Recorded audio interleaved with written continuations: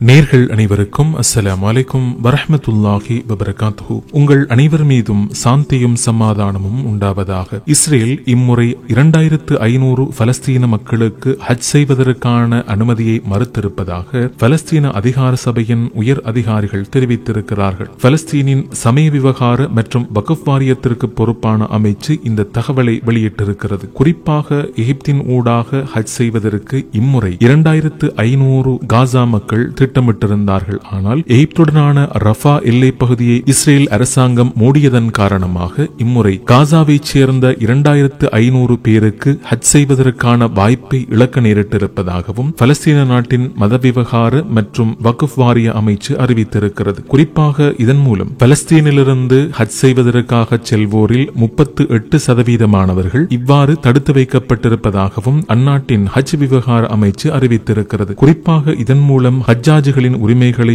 அவர்கள் மீறியிருக்கிறார்கள் என்றும் ஹஜ் செய்வதற்கான உரிமைகளை கூட இஸ்ரேல் வழங்கவில்லை என்றும் அவர்கள் அறிவித்திருக்கிறார்கள். பலஸ்தீன நிலப்பரப்பிலிருந்து இம்முறை 6500 பேர் ஹஜ் செய்வதற்காக பதிவுகளை மேற்கொண்டிருந்தாலும் இதில் 2500 பேர் காசாவிலிருந்து ஹஜ் கடமையை மேற்கொள்ள திட்டமிட்டிருந்தார்கள். அதாவது மொத்த ஹஜ்ஜாஜிகளின் தொகையில் 38% இவர்களாவர். ஆனால் இஸ்ரேல் ரஃபா எல்லை பகுதியை மூடியமையின் காரணமாக அங்குள்ள மக்களுக்கு இம்முறை ஹஜ் செய்வதற்கான வாய்ப்பை தவற வேண்டிய நிலை ஏற்பட்டிருப்பதாகவும் அதிகாரிகள் தெரிவித்திருக்கிறார்கள். பல்வேறு வசதிகள் ஏற்கனவே மேற்கொள்ளப்பட்டிருந்தாலும் இஸ்ரேலின் நடவடிக்கைகள் காரணமாக இவ்வாறு ஹஜ் கடமையை நிறைவேற்றும் நடவடிக்கைகள் இடைநிறுத்தப்பட்டிருப்பதாக அதிகாரிகள் தெரிவித்திருக்கிறார்கள்.